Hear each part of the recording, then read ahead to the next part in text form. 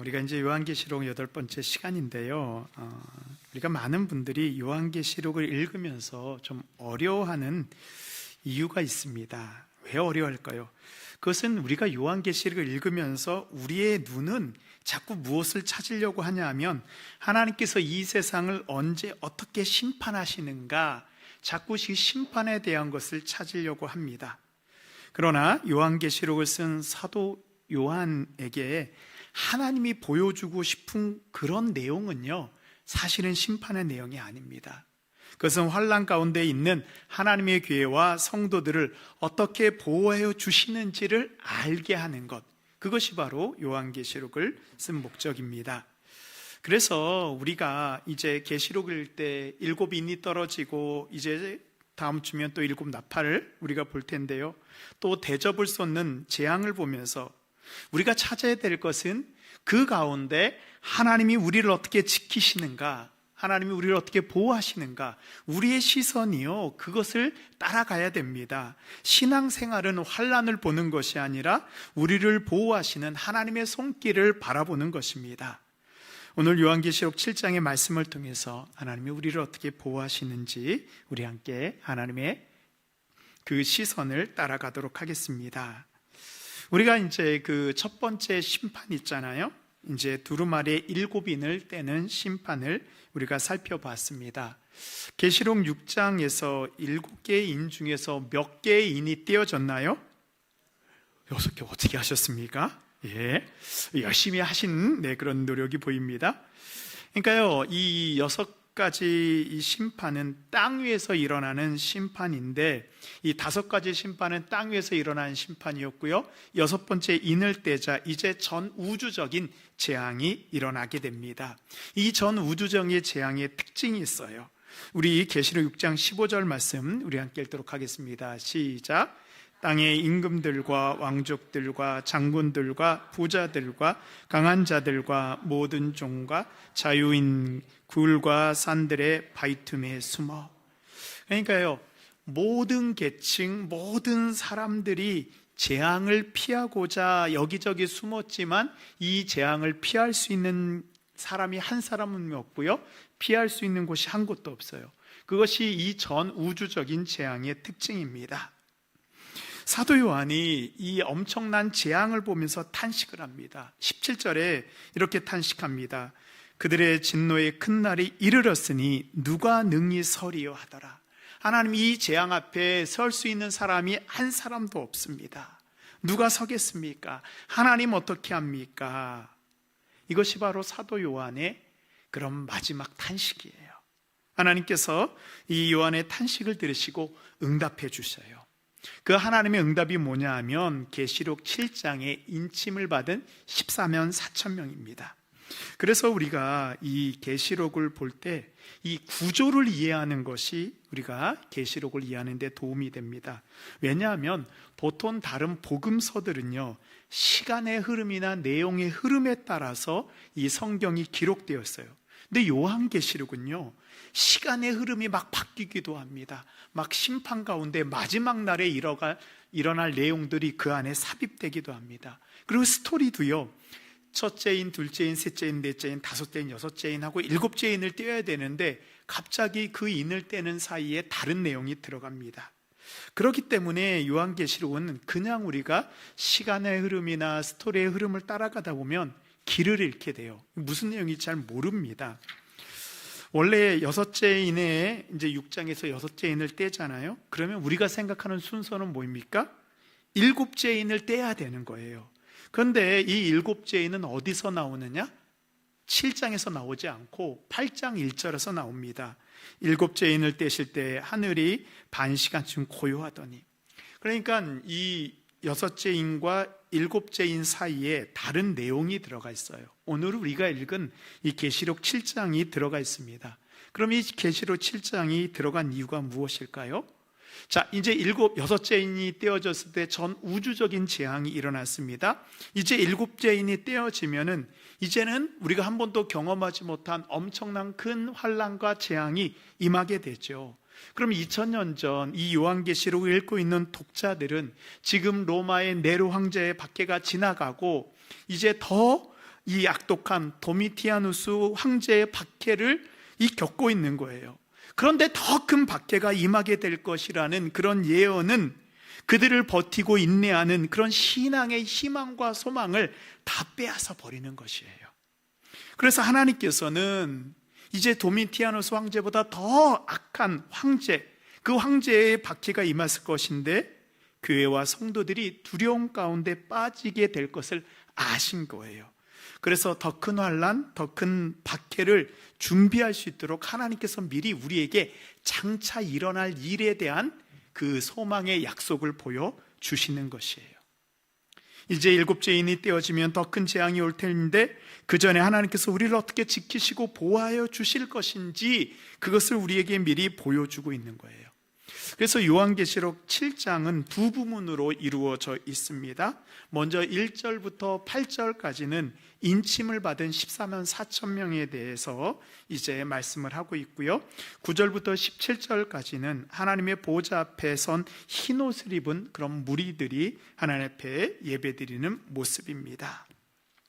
그래서 우리가 지난 시간에 14만 4천 명에 대해서 우리가 함께 말씀을 살펴봤습니다. 14만 4천 명은 그런 물리적인 14만 4천 명이라는 숫자가 아니고 우리 24장로들과 같이 구약에서 하나님의 백성이 된 그런 12명의 장로들을 상징하는 그 12와 신약의 예수님의 제자 12명, 그러나 이 신약의 예수님의 제자 12명은 이 신약 시대에, 그러니까 지금까지 하나님의 백성이 된 그런 사람들을 상징해요. 그래서 12 곱하기 14가 몇이죠? 144. 이렇게 암산도 한 번에 하십니다. 그리고 그 다음에 1000을 곱하면 14만 4천 명이 되잖아요. 그래서 이 1000은 뭐냐 하면 엄청나게 많은 수, 하나님의 완전수를 상징하는 거예요. 그래서 14명 4천 명은 뭐냐? 하나님께서 온 이 땅에서 구원하실 하나님의 백성을 상징하는 숫자가 14만 4천 명입니다. 그럼 이제 하나님께서 이 박해 가운데 있는 더 큰 환난을 당할 교회와 성도를 어떻게 보호하여 주실 것인지 우리에게 말씀하고 있는데 그것을 살펴보도록 하겠습니다. 우리 계시록 7장 1절 말씀 함께 읽겠습니다. 시작. 이 일 후에 내가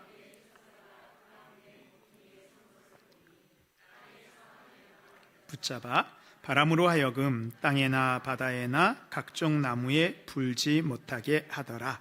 아멘. 우리가 계시록을 읽을 때 갑자기 이런 게 좀 이해하기 어려운 그런 말씀이 툭 튀어나올 때 우리가 좀 당황하게 됩니다.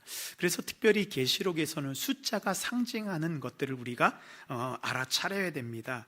여기 보니까 1절에 보니까 네 천사, 땅 네 모퉁이, 땅의 사방, 그러니까 이 4라는 숫자가 3번이나 반복되고 있습니다.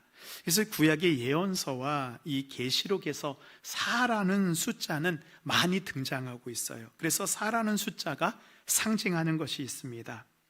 이 고대 히브리인들의 전통에서 4는요, 땅 전체를 의미합니다. 우리는 지금 지구가 어떻게 생겼다고 생각하죠? 둥그렇게 생겼다고 우리는 알고 있잖아요.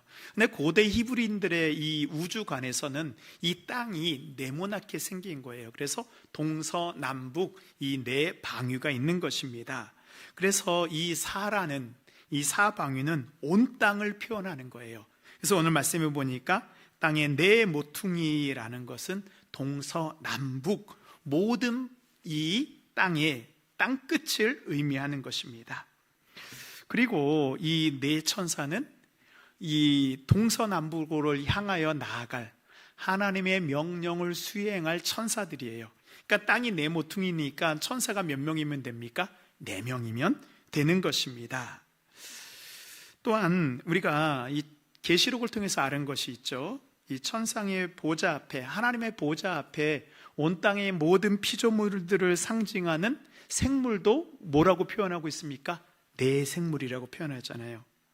그래서 이 4라는 숫자는 온 땅의 모든 피조물, 온 땅의 모든 것들을 상징합니다.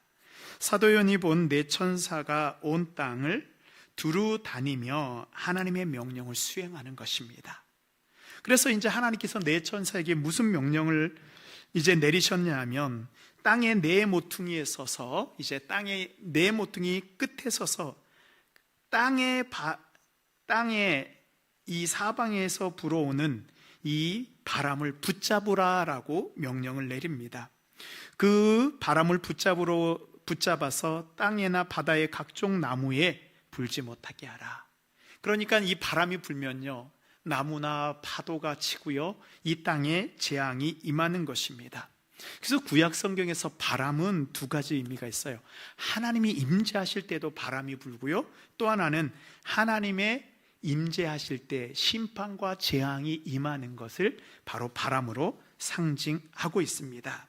그래서 예레미야 49장 36절에 보면, 우리 함께 읽도록 하겠습니다. 하늘의 사방에서부터 사방 바람을 엘람에 오게 하여 그들을 사방으로 흩으리니 엘람에서 쫓겨난 자가 가지 않은 나라가 없으리라. 아멘. 이 예레미야에 나오는 예언은 뭐냐면, 이 엘람이란 나라를 나중에 하나님께서 심판하시는데 어떻게 심판하냐, 하늘의 사방으로부터 이 사방 바람, 동서남북으로부터 바람이 이 엘람으로 쫙 불어오게 되면 엘람 안에 있는 사람들이 한 사람도 남을 수가 없는 거예요. 다 사방으로 쫓겨나는 이제 그런 심판입니다.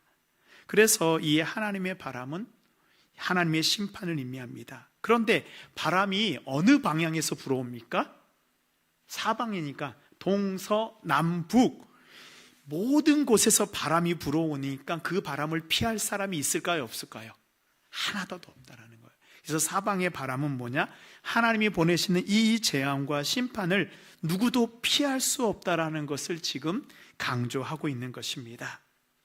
이제 이 심판이 불어서 온 땅에 재앙을 내리려고 하는데 하나님께서 네 천사를 보내셨습니다. 그리고 땅의 네 모퉁이에서 그 바람을 붙잡고 계시게 합니다.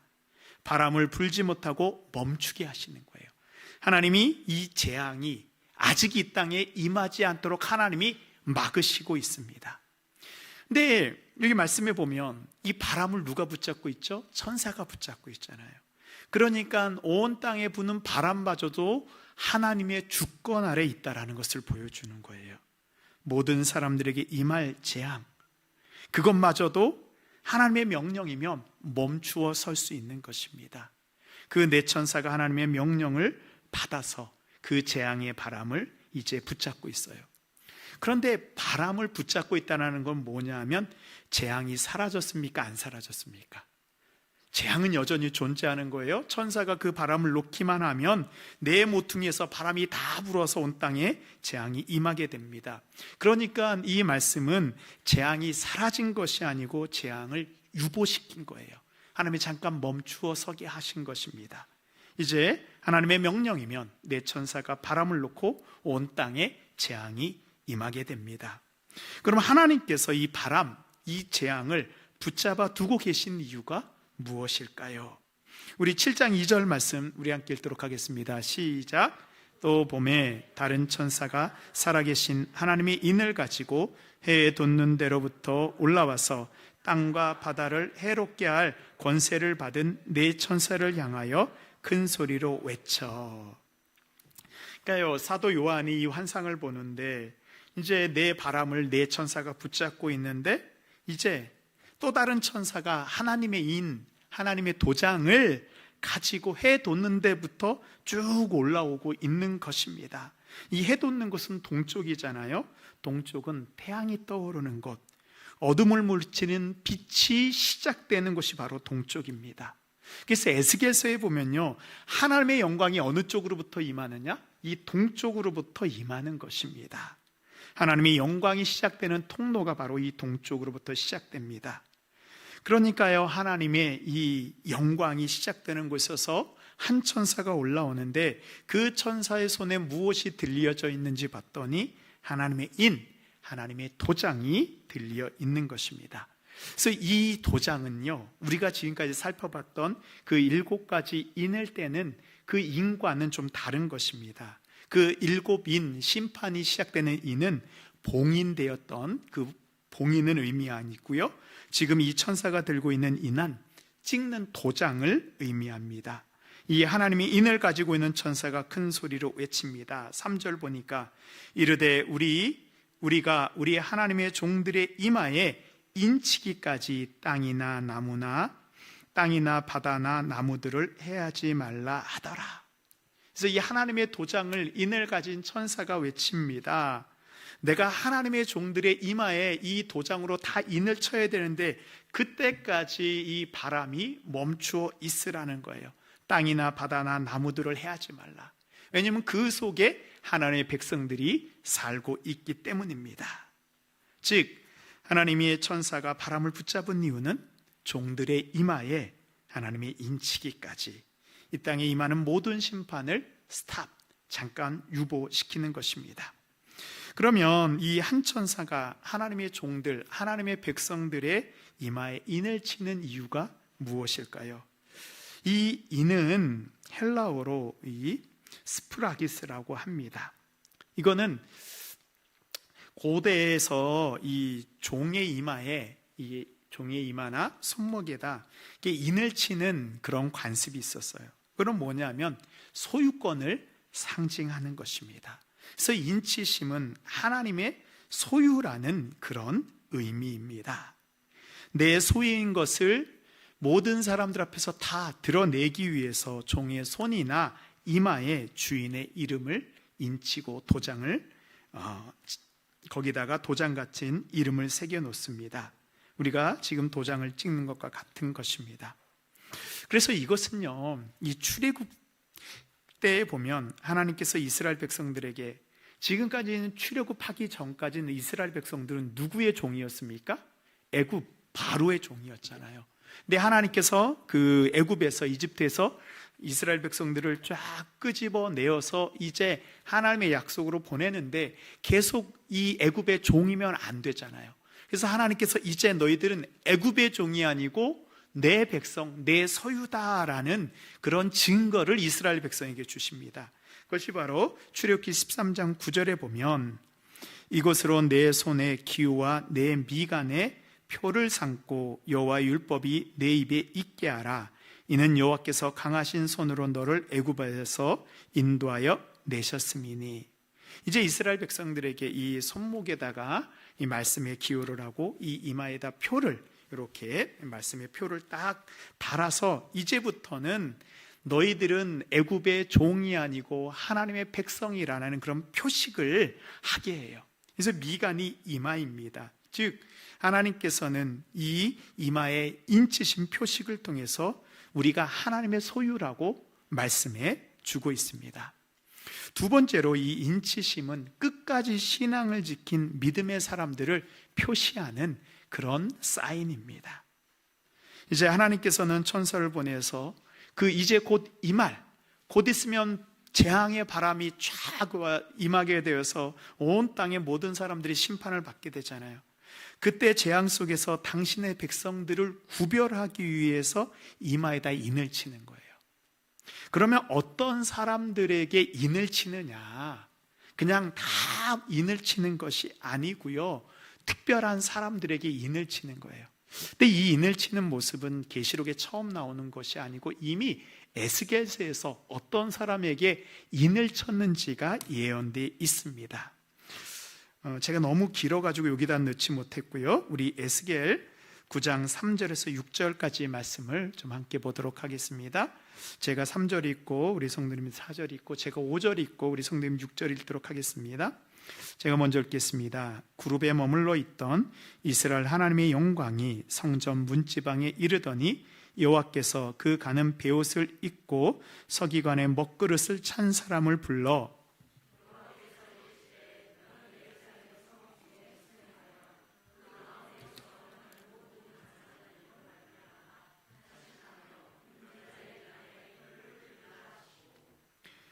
그들에 대하여 내 귀에 이르시되 너희는 그를 따라 성읍 중에 다니며 불쌍히 여기지 말며 국률을 베풀지 말고 쳐서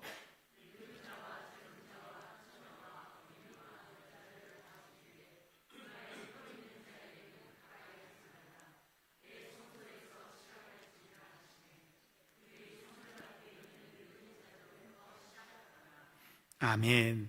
이 에스겔서는요, 이 남유다가 바벨론에 의해서 멸망할 때 쓰여진 예언서입니다. 근데 이 남유다가 바벨론에서 멸망하려고 할 때 예루살렘과 성전에서는 어떤 일이 벌어졌었냐 하면, 그때 예루살렘에서 많은 사람들이 하나님을 섬기지 않고요, 바벨론의 신들과 애굽의 신들을 섬기는 가증한 일을 했어요. 그래서 이 예루살렘이 타락하고 하나님의 성전이 더럽혀지고 있는데, 그 상황 속에서도 끝까지 신앙을 지키며 그 가증한 일에 동참하지 않은, 가증한 일을 보면서 탄식하며 울며 믿음을 지킨 하나님의 백성들이 있었어요. 그래서 하나님께서는 그 서기관에게 무엇을 명령하느냐, 끝까지 신앙을 지킨 이들을 찾아 그들의 이마에 표를 그리게 하였어요.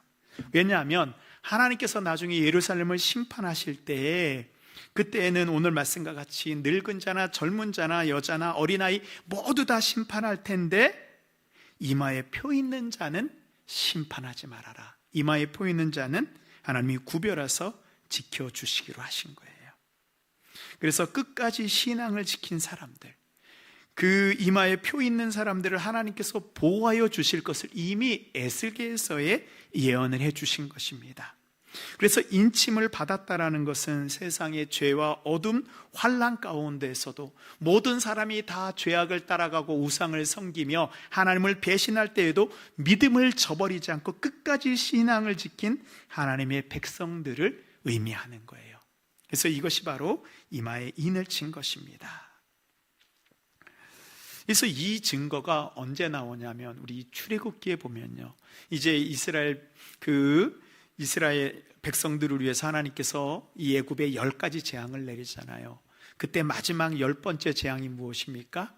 모든 짐승들과 모든 사람들의 첫 번째 장자를 다 죽이는 그런 재앙이었잖아요.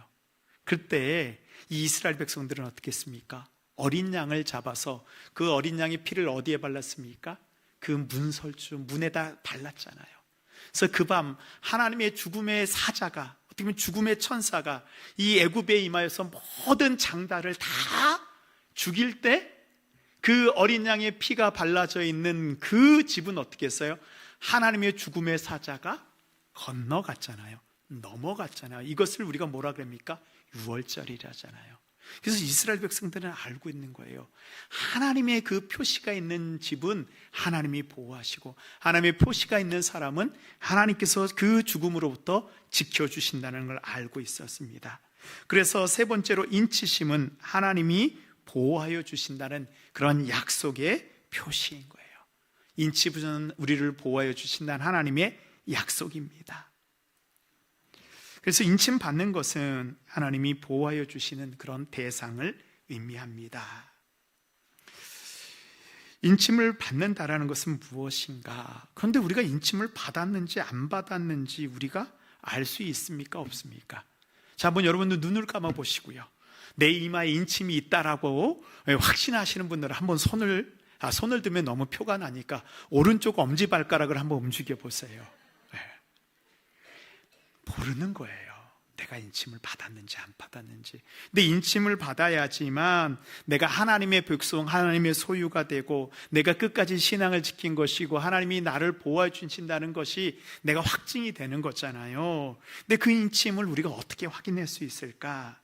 이 인침을 받은 사람은 어떤 사람인가? 바로 하나님의 영, 성령이 함께하는 사람이 바로 인침을 받은 사람이에요. 그래서 신약성경의 사도 바울은 이 인침이 하나님의 성령의 임재라고 말씀하고 있습니다. 우리 고린도후서 1장 22절 말씀 우리 함께 읽도록 하겠습니다. 시작. 그가 또한 우리에게 인치시고 보증으로 우리 마음에 성령을 주셨느니라. 아멘. 그렇습니다. 우리를 인치시고, 이 인이요, 요한계시록의 인과 똑같은 단어입니다. 하나님이 우리를 인치시고 구별하여 주셨는데, 우리는 그것을 확인할 수는 없어요. 왜냐하면 이마에 인친다고 우리가 보이는 게 아니잖아요. 그리고 그 인치심은 마지막 때에 일어날 일이잖아요. 근데 인침을 받은 사람은 바로 오늘 주님께서 성령을 주셨다라는 것을 말씀하셨어요. 즉, 성령이 우리 안에 계시면 우리가 무엇을 받은 것입니까? 인침을 받은 자예요.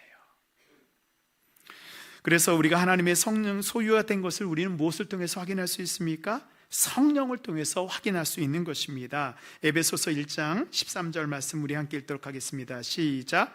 그 안에서 너희도 진리의 말씀 곧 너희의 구원의 복음을 듣고 그 안에서 또한 믿어 약속의 성령으로 인치심을 받았으니. 아멘.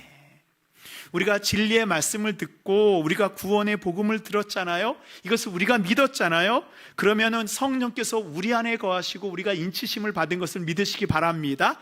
아멘. 어떤 분들은 또 질문합니다. 목사님, 제가 성령을 받았는지 안 받았는지 잘 모르겠습니다.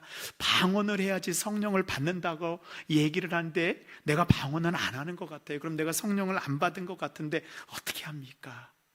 방언은 은사예요? 방언은 성령이 아닙니다. 그러니까 성령이 임해도요, 방언을 안 하는 사람이 훨씬 더 많은 거예요. 예. 그래서 무엇이냐? 우리가 진리의 말씀, 하나님의 복음을 우리가 듣고 그것을 믿었으면 우리 안에 성령이 거하시고요, 우리가 인치심을 받은 것입니다. 그래서 우리가 어떤 삶을 살아야 되느냐? 우리 에베소서 4장 30절 말씀 함께 읽겠습니다. 시작. 하나님의 성령을 근심하게 하지 말라. 그 안에서 너희가 구원의 날까지 인치심을 받았느니라. 아멘. 그러니까요, 성령이 임하는 자는, 즉 믿음 안에서 살아가는 자는 성령을 근심하게 하면 안 돼요. 즉 성령이 인도하시는 대로 살아야 됩니다. 왜냐하면 우리가 그 구원의 날까지 성령을 통해서 인치심을 받았기 때문에 우리가 성령의 인도하심을 따라 살아야 됩니다. 근데 요한계시록에 보면 좀 우리가 헷갈리게 하는 게 있어요. 이 하나님의 소유라는 그 하나님의 인치심과 반대되는 그런 표식이 있습니다. 바로 우리가 궁금해하는 요한계시록 13장에 나오는 이 짐승의 표에 대한 말씀입니다. 우리 계시록 13장 17절 18절 말씀 우리 함께 읽도록 하겠습니다. 시작. 누구든지 이 표를 가진 자 외에는 곧 짐승의 이름이나 그 이름의 수라 제가 여기 있으니 총명한 자는 그 짐승의 수를 세어보라. 그것은 사람의 수니 그의 수는 666이니라. 아멘. 그래서 이제 이 계시록 13장에 소위 짐승의 표, 짐승의 숫자라고 하는 666, 666이라는 이런 말이 나오게 됩니다. 이 7장에서 이마에 인침을 받는 것은 하나님의 소유이고 하나님이 보호하신다는 표식이고요. 이 계시록 13장에 나오는 표는 우상을 숭배한 자, 하나님을 배신하고 하나님을 거부한 자, 우상을 섬기는 자의 표식입니다. 여기서 표라고 할 때에는 이 표는 헬라어로 카라그마입니다. 그러니까 인칭과는 다른 단어입니다. 그래서 이 표는 뭐냐 하면 하나님을 배신한 사람인 것을 드러내는 표식이에요. 믿음을 버린 자들에게 새겨지는 이름입니다. 그래서 이 666은 이제 제가 계시록 13장에 가면 그때 좀 더 자세히 말씀을 드리겠습니다. 그래서 지금은 우리가 자꾸 가끔씩 들어본 그 666과는 이 하나님의 인치신 것과는 다른 것이다라고 우리가 구별을 한번 하고 또 말씀을 살펴보도록 하겠습니다. 이제 인침이 다 끝나고 나면 어떤 일이 일어날까요? 하나님의 심판을 지팡이하는 네 천사가 그들이 붙잡고 있던 그 바람을 놓겠죠. 그러면 그 사방에서 부는 환란의 바람을 피할 사람이 하나도 없잖아요. 그럼 하나님이 이 인침을 받은 자들은 하나님이 어떻게 보호하여 주시는가? 환란 가운데에서 성령을 통해서 그들을 보호하여 주시는 것입니다. 근데 여기 이제 중요한 게 있습니다. 자, 인침을 받았다고 해서 하나님께서 그 인침 받은 사람들을 따로 쏙 뺐나요? 안 뺐죠. 여전히 그들을 그 땅에 두셨습니다. 인침을 받았다 그래도 성도는 여전히 그 땅에 있는 거예요. 성도가 해야 되는 사명이 있습니다. 즉 마지막 주님이 다시 오시는 재림의 때까지 인침을 받은 것을 알고 내가 인내하며 견디어내야 하는 것입니다. 여기에서 바로 이 환란의 원리가 있어요. 우리가 착각하는 것은 하나님의 백성이라고 해서 모든 환란에서 면제되는 것이 아닙니다. 온 땅의 모든 사람들에게 인침을 받은 사람에게도 환난은 오게 되어 있습니다. 그러나 인침을 받은 사람들은, 인침을 받은 성도와 교회는 하나님께서 환난 가운데서 보호하여 주시고 우리로 피할 길을 보호하여 주시는 거예요. 하나님이 우리를 어떻게 보호하여 주시는지는 조금만 더 있다가 한번 살펴보도록 하겠습니다. 그래서 사도 바울은 이것을 알고 있었어요. 그래서 고린도전서 10장 13절에서 이렇게 말씀하고 있습니다. 우리 함께 읽겠습니다. 시작. 사람이 감당할 시험 밖에는 너희가 당한 것이 없나니 오직 하나님은 미쁘사 너희가 감당하지 못할 시험 당함을 허락하지 않으시고 시험 당할 즈음에 또한 피할 길을 내사 너희로 능히 감당하게 하시느니라. 아멘. 그러니까요, 이 2000년 전에 그 도미티아누스의 그 가혹한 박해 가운데 있는 그런 성도들, 요한계시록 읽는 성도들과 교회는 무슨 마음이 있었을까요? 하나님, 고난과 이 환난 박해를 하나님 면해 주시기를 바랬을 거예요. 7장을 읽으면서 그래, 우리가 인침을 받고 끝까지 신앙을 지켰으면 하나님이 우리를 어떻게 하시겠지. 근데 이 사도 요한을 통해서 주신 응답은 너희로 우리가 면제받는 것이 아니고 그 속에서 하나님이 우리를 지켜주신다라는 그 증표를 우리에게 주신 거예요. 우리에게 성령을 통해서 그것을 견디어 나가고 이겨나갈 수 있게 하신 거예요. 그럼 나중에 그 인침을 받은 사람들에게 하나님의 약속은 어떻게 이루어졌을까요? 우리 계시록 7장 9절입니다. 우리 함께 읽겠습니다. 이후에 내가 보니 각 나라와 족속과 백성과 방언에서 아무도 능히 셀 수 없는 큰 무리가 나와 흰옷을 입고 손에 종려 가지를 들고 보좌 앞과 어린 양 앞에 서서. 아멘. 그러니까 사도 요한이 인침을 다 끝낸 다음에 하늘을 보니까요, 각 나라와 족속과 방언 가운데 셀 수 없는 그 수많은 무리, 14만 4천만 같은 셀 수 없는 무리가 흰옷을 입고 종려나무까지, 이건 승리를 상징하는 나무입니다. 이것을 듣고 어린 양 앞에 딱 서 있는 거예요. 그런데 이 모습을 우리가 보면서 인침을 받은 사람들이 하나님께서 그들을 갑자기 특별히 보호해서 하나님의 그 계신 그 어린 양이 계신 곳으로 싹 올라갔을 것이라고 생각하는데요, 이게 아니에요. 우리가 여기서 알아야 되는 것이 있습니다. 인침이 끝난 다음에 구절로 연결되어서 인침을 받고 하늘로 올라간 것 같지만 8절과 9절 사이에는 큰 간격이 있는 거예요.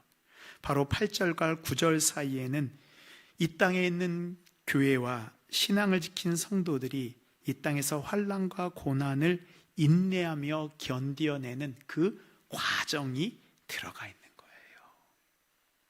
그래서 제가 아까 말씀드릴 때 요한계시록 읽을 때 그 시간과 공간이 그냥 연결되는 게 아니라고 말씀드렸잖아요. 그러니까 8절에서 끝나는 거예요. 9절부터 그 마지막까지는 무엇을 보여주냐? 나중에 인침을 받은 사람들이 그 환난과 인내를 다 견디어낸 다음에 하나님의 영광에 어떻게 참여하고 있는 것을 보여주고 있는 것입니다.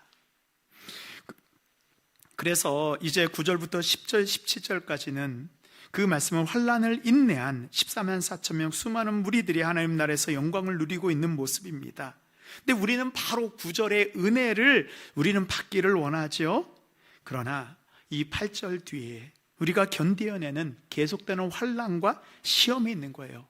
아직도 6가지 인까지밖에 안 떼어졌어요. 7째 인이 떼어져야 됩니다. 그 다음에 또 어떤 심판이 기다리고 있습니까? 이 7 나팔이 부러지는 심판과 재앙이 기다리고 있습니다. 그 7 나팔이 끝이 아니잖아요. 7개의 대접이 쏟아지는 또 다른 환난이 남아있어요.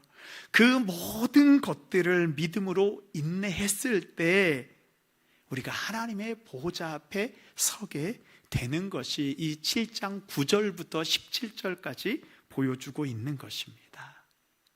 그러니까요, 이 8절과 9절 사이를 우리가 어떻게 인내할 수 있냐, 어떻게 견디어 나갈 수 있냐, 우리와 함께 하시며 우리의 보호자 되시고 우리의 보혜사 되시는 성령님께서 그 모든 과정을 우리로 견디게 하시는 겁니다. 그 과정 가운데 성령께서 우리를 지켜주시는 거예요. 보증되어 주시는 거예요. 이 사람은 어떠한 환난과 고난 가운데에서도 내가 인친 자니 끝까지 견뎌낼 수 있도록 성령이 보증이 되어 주시는 거예요. 하나님의 영이 우리를 그 마지막 심판 가운데서 지켜주시는 것입니다. 우리가 믿음으로 이걸 볼 수 있어야 돼요. 그래서 이 계시록에서 이 마지막 천상의 장면들이 나올 때에는 바로 연결되는 게 아니에요. 마지막 미래, 마지막 그 날에 우리가 누릴 영광을 이 땅에서 우리로 미리 맛보게 하는 거예요. 그래서 그 영광을 맛보아서 이 땅에서 살아갈 수 있는 그런 힘을 우리가 얻게 되는 것입니다. 이제 우리 조금 더 말씀 살펴보도록 하겠습니다. 각 나라와 족속과 백성과 방언은 온 땅에 인침을 받은 모든 성도들을 의미합니다. 그 수가 셀 수도 없을 많은 무리인데요, 그들이 무엇을 입고 있습니까? 흰옷을 입고 있고 종려나무를 들고 서 있습니다. 흰옷은 거룩함과 순결함의 상징이요 승리의 상징입니다. 그 다음에 종려나무까지는요, 이 로마에서도 승리의 상징으로 쓰이고 있습니다. 이제 이들은 거룩하고 순결한 모습으로 종려나무가지를 흔들며 어린 양 예수 그리스도와 하나님을 찬양하고 있습니다. 그런데 종려나무가지를 흔들며 찬양하는 이 모습, 혹시 어디에서 본 듯한 모습 아니에요? 그렇죠. 이 복음석과 이 오버랩이 되잖아요. 바로 어떤 장면이죠? 주님이 예루살렘 성에 입성하실 때, 나귀를 타고 입성하실 때 사람들이 어떻게 했습니까? 자기의 겉옷을 땅바닥에 깔아서 주님이 지나갈 수 있도록 하고, 이 종려나무가지를 흔들며 호산나 호산나 이렇게 찬양했잖아요. 그러니까 그 모습을 우리 함께 좀 보도록 하겠습니다. 마태복음 21장 8절부터 10절까지 말씀입니다. 우리 함께 읽겠습니다. 무리의 대다수는 그들의 겉옷을 길에 펴고 다른 이들은 나뭇가지를 베어 길에 펴고 뒤에서 따르는 무리가 소리 높여 이르되 호산나 다윗의 자손이여 찬송하리로다. 주의 이름으로 오시는 이여 가장 높은 곳에서 호산나 하더라. 예수께서 예루살렘에 들어가시니. 아멘. 예수님께서 예루살렘에 입성하시는 모습과 이 계시록 이 7장에 나와 있는 모습이 사실은 이렇게 이게 우리에게 같이 오버랩 되고 있어요. 그런데 다른 점이 있습니다. 이 마태복음 21장의 예루살렘의 입성은 뭐냐면, 예수님께서 백성의 모든 죄를 대신 지시기 위해서, 그들을 용서하시기 위해서 이 하나님의 제단에 어린 양 희생 예물이 되어서 피를 흘림으로 말미암아 이스라엘 백성을 구원하시기 위해 예루살렘에 입성하시는 거잖아요. 예수님이 예루살렘에 입성은 그 고난을 위한 입성이었던 것입니다.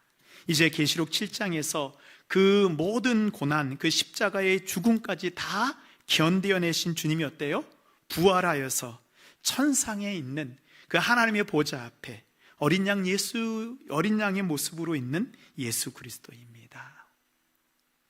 그러니까요, 주님도 이 땅에서 고난받고 주님이 피 흘림으로 말미암아 부활하셨던 것 같이 우리에게도 보여주고 있는 거예요. 우리도 이 땅에서 성도들이 그 주님이 가셨던 그 고난의 길을 간 다음에 우리가 그 고난으로 죽는 것이 끝이 아니고, 예수 그리스도가 부활하셨던 것처럼 우리도 부활하여서 그 주님이 입으셨던 흰 세마포 옷을 입고 우리도 하나님의 나라 그 천상에서 그 어린 양과 함께 예배 드릴 것임을 우리에게 보여주고 있는 것입니다. 흰 옷을 입은 백성들이 드리는 그 천상의 예배의 모습입니다. 이제 예배를 드리고 있을 때요, 한 장로가 나와서 사도 요한에게 묻습니다. 이제 장로가 묻고 장로가 대답을 하는, 이게 약간 요한계시록에 이게 질문을 하고 답하는 이 독특한 그런 문체인데요, 우리 계시록 7장 13절 말씀 함께 읽겠습니다. 시작. 장로 중 하나가 응답하여 나에게 이르되 이 흰옷 입은 자들이 누구며 또 어디서 왔느냐. 24장로 중에 하나가 사도 요한에게 물어요. 이 흰옷 입은 자들이 누구인지 아니? 사도요는 모르잖아요. 그러니까 장로가 또 대답을 해줍니다. 그러려면 왜 물어봤는지 저는 한번 물어보고 싶어요. 자, 이게 요한계시록의 특별한 문체의 특징입니다. 14절 말씀 함께 읽겠습니다. 시작. 내가 말하기를 내 주여 당신이 아시나이다 하니 그가 나에게 이르되 이는 큰 환난에서 나오는 자들인데 어린 양의 피에 그 옷을 씻어 희게 하였느니라. 아멘. 이들은 큰 환난을 거쳐 나온 자들이라는 거예요. 큰 환난 가운데 인내한 자들인데 그들이 입고 있는 흰 옷은 무엇이냐? 어린 양의 피로 씻어서 희게 되었다. 여러분, 피로 옷을 빨면 그 옷이 어떻게 됩니까? 이 붉은색으로 물들어야 되잖아요. 그런데 희게 되었다라는 것, 이것이 바로 그 어린 양의 보혈의 능력을 말씀해 주고 있는 것입니다. 어린 양의 피는 우리의 죄를 용서하시기 위해서 제단 위에서 흘리신 그 희생 제물 대신 예수 그리스도의 보혈입니다. 예수 그리스도의 보혈로 말미암아 우리의 주홍같이 붉은 죄는 눈과 같이 희어졌습니다. 이사야 1장 18절에 보면 너희의 죄가 주홍 같을지라도 눈과 같이 희어질 것이요 진홍같이 붉을지라도 양털같이 희게 되리라. 아멘. 이게 보혈의 능력입니다. 우리가 주홍같이 붉은 죄를 가지고 이 땅에 살아갈지라도 끝까지 믿음을 지켰을 때 예수 그리스도의 보혈로 우리의 모든 죄가 다 용서받고 우리는 하나님의 나라에 들어가 쓰는 그 흰 세마포 옷을 입은 자들이 된 거예요. 우리가 어떤 옷을 입고 있는 건 그리스도의 보혈로 우리는 그 흰 옷을 입게 되는 것입니다. 그리고 이제 하나님이 우리를 어떻게 보호하여 주셨는지를 이제 사도 요한에게 보여주고 있습니다. 하나님께서는 이제 환난 가운데 끝까지 인내하며 주님을 따른 자들에게 이제 말씀해 주십니다. 자, 우리 15절 말씀 함께 읽도록 하겠습니다. 시작. 그러므로 그들이 하나님의 보좌 앞에 있고 또 그의 성전에서 밤낮 하나님을 섬김에 보좌에 앉으신 이가 그들 위에 장막을 치시리니. 아멘. 보좌에 있는 하나님이요, 그 흰옷을 입은 그 고난을 다 견디어낸 이들에게 뭘 쳐주세요? 장막을 쳐주시는 것입니다. 이제 환난 가운데 끝까지 인내하는 성도들에게 하나님이 약속을 해 주십니다. 내가 너희들의 장막이 되어 주겠다. 그러니까 이게 이제 요한계시록의 특징인데요, 이 하나님의 보좌 앞에 흰옷을 입은 자들은 마지막 때에 하나님의 보좌 앞에 서는 자들이잖아요. 그럼 그 흰옷 입은 자들은 지금의 그들의 상황은 어떻습니까?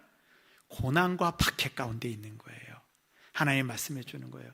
너희가 고난과 박해 가운데 있을 때 내가 너희들 위해 장막을 쳐주겠다는 것입니다.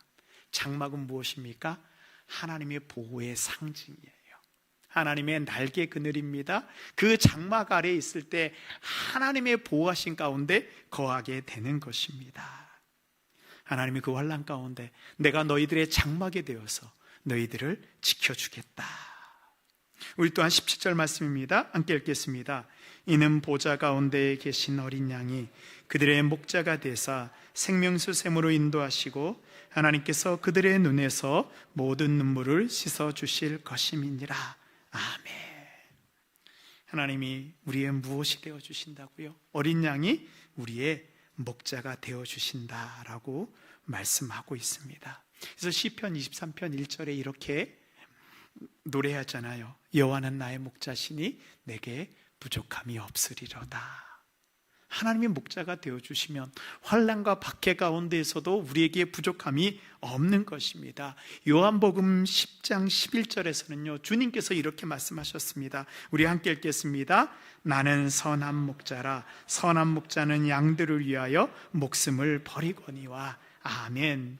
이 보좌 가운데 있는 이 어린 양은요 당신이 말씀하신 그대로 우리를 위해서 목숨을 버리신 선한 목자이십니다. 그 주님이 우리의 목자가 되어서 우리를 어디로 인도하십니까? 생명수 샘으로 인도하여 주시어서 우리로 더 이상 목마르지 아니하고 줄이지 아니하고 상하지 않도록 우리를 지키고 우리를 그 생명수 물가로 인도해 주시고 우리는 이제 목자 되신 주님의 그런 안전한 보호하신 가운데 거하며 살아가는 것입니다. 사랑하는 성도 여러분, 이 요한계시록 7장은요 그 환난과 박해 가운데 있는 성도들에게 하나님이 지금 어디에 계시는지를 말씀해 주고 있습니다. 내가 너희들의 장막이 되어서 너희가 환난 가운데 있을지라도 내가 너희들을 지키고 보호하여 주겠다. 너희들은 모르지만 성령이 너희와 함께 하시어 너희는 인침을 받은 자로서 그 세상의 어떤 제약도 그 죽음의 바람도 너희들을 해하지 못할 것이다. 어린 양이 너희의 목자가 되어서 너희를 줄이지도 않고 또한 상하지도 않고 목마르지 않는 그런 생명수 물가로 인도하여 주실 것이다. 사랑하는 성도 여러분, 우리도 이 요한계시록 7장을 읽는 그런 2000년 전 그런 성도의 마음이 되어 보시기 바랍니다. 성령께서 우리를 인쳐 주십니다. 인침을 받은 우리에게도 여전히 환난과 고난, 시험이 있습니다. 그러나 우리가 그 가운데 끝까지 믿음을 지키며 인내할 때 하나님이 우리의 장막 되어 주시고 우리의 눈에서 눈물을 닦아 주시고 우리의 목자가 되어서 우리를 목마르지 않는 그 생명수 물가로 인도하고 그 가운데 거하게 하여 주실 것을 믿습니다. 아멘.